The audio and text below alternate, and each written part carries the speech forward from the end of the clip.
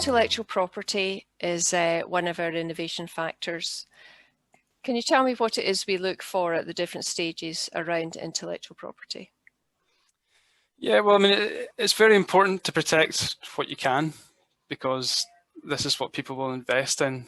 I think it can often be very tricky to know what and how to protect your IP, and in some cases even to know kind of what is considered IP and what isn't, because it's not just patents. But that's certainly somewhere that Scout can offer some support and guidance. It's also important to bear in mind that it can be very expensive to defend patent infringements.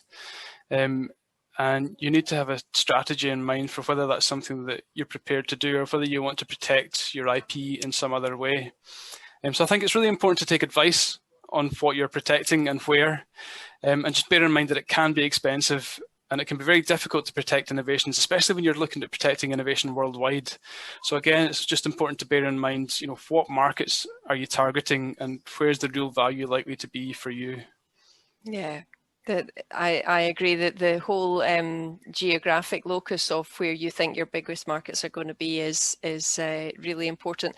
And most patent lawyers will give you advice early on as an initial consultation, because they're obviously interested in maybe future business, but it's in their interest for you to get it right. It's in everyone's interest for you to get it right first time. But yeah, it can be a tricky area, but it's something that you cannot ignore. A firm believer that regulation is a great driver of innovation, and a lot of good products and ideas have come out of legislative and regulatory frameworks.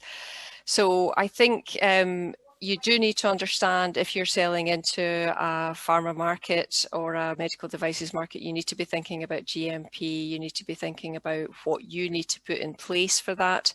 But I would say organisations, the trade organisations and the regulatory bodies like MHRA are great sources of support and advice. They're there to help.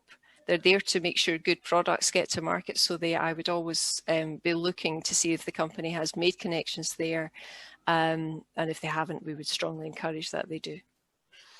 Yeah, I totally agree. And I think it's really important to understand that regulatory environment kind of near the start of your development process, because ultimately you want to get your product onto market past the regulators, and these things can take time. So it's important to start engaging as soon as you can and take advantage of the advice that's on offer, because that's going to help you avoid any headaches further down the line.